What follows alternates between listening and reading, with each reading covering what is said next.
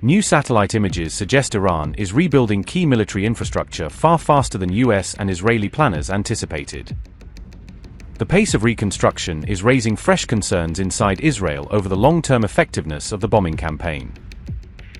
Questions are now being raised over whether months of airstrikes truly crippled Iran's military capabilities.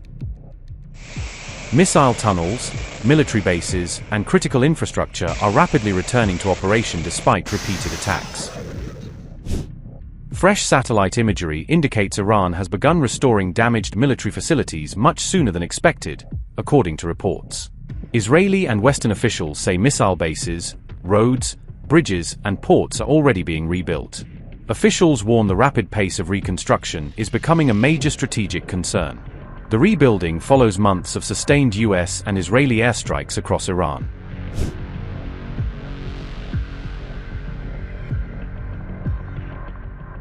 Satellite imagery shows tunnel entrances near Kangavar have already been reopened after earlier strikes. Freshly paved roads and newly excavated tunnel systems appeared only weeks after the bombing campaign. Similar reconstruction activity has also been detected near missile bases in Kermanshah and Desfal. Israeli officials believe much of Iran's underground missile arsenal survived because only tunnel entrances were destroyed.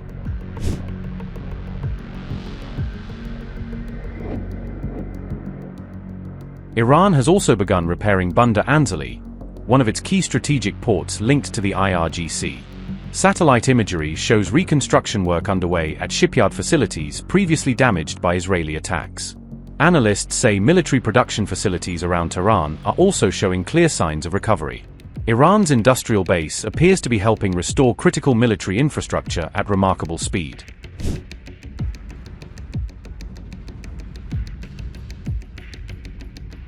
Some Israeli military officials have privately acknowledged that Iran's recovery has exceeded expectations.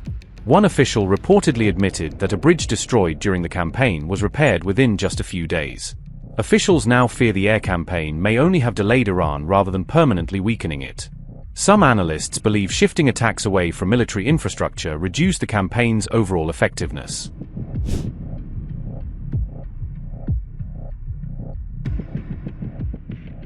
Analysts believe Iran may still possess significant underground stockpiles of missiles and drones. Although advanced production facilities were damaged, weapons assembly could resume much sooner than expected. Israeli intelligence is now tracking reports that centrifuges may have been relocated into protected mountain tunnels. Officials warn Iran's rapid military recovery could reshape the next phase of the regional conflict.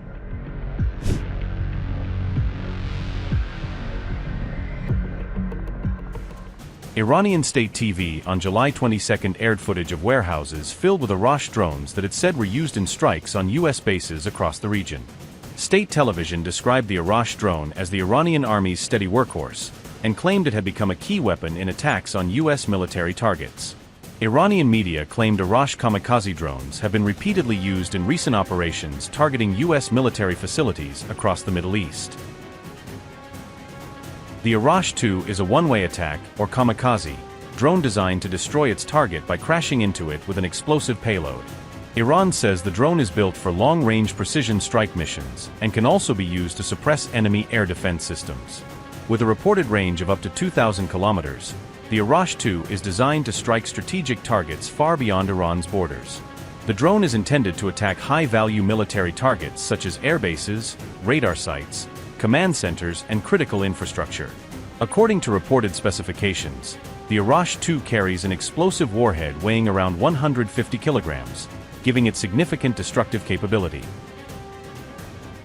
The state TV broadcast described US forces as terrorists, and said the drone campaign was part of Iran's retaliation against American military operations. Iran has long promoted the Arash as a long-range kamikaze drone, designed for strategic missions and intended to strike targets at considerable distances. The Arash is widely marketed by Iran as one of its longest-range loitering munitions platforms, designed to travel extended distances before reaching its target. The broadcast came as Iran continued highlighting its expanding drone capabilities amid escalating military tensions with the United States.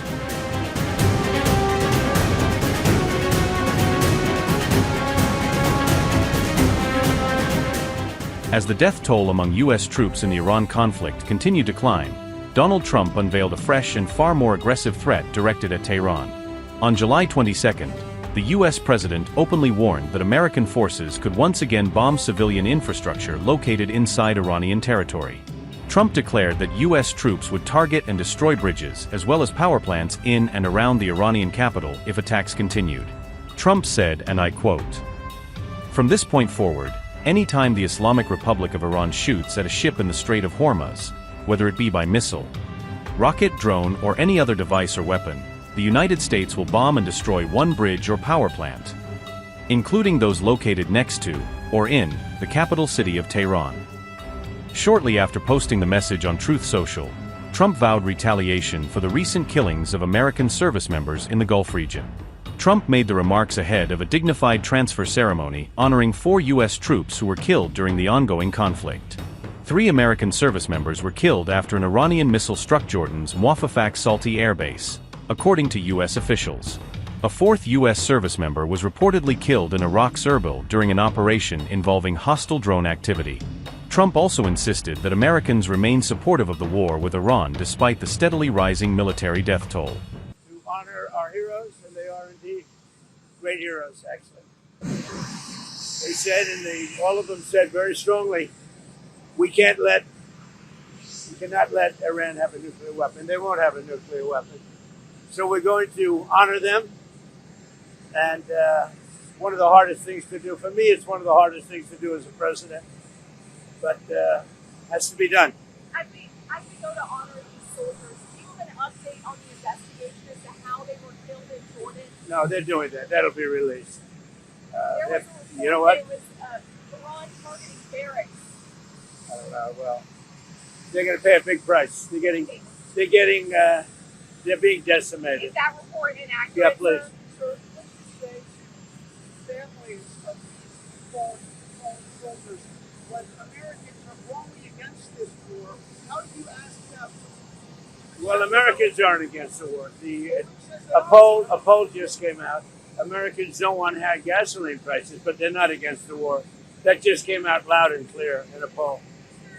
Nobody wants Iran to have a nuclear weapon. Do you want Iran to have a nuclear weapon? You think it's good? Go ahead. All I'm going to say is we love you. We love your child, and that's what they are to them. They're their children. There's no games, no nothing. That's their child. And all you can do is throw out your heart. Thank you. Thank you very much.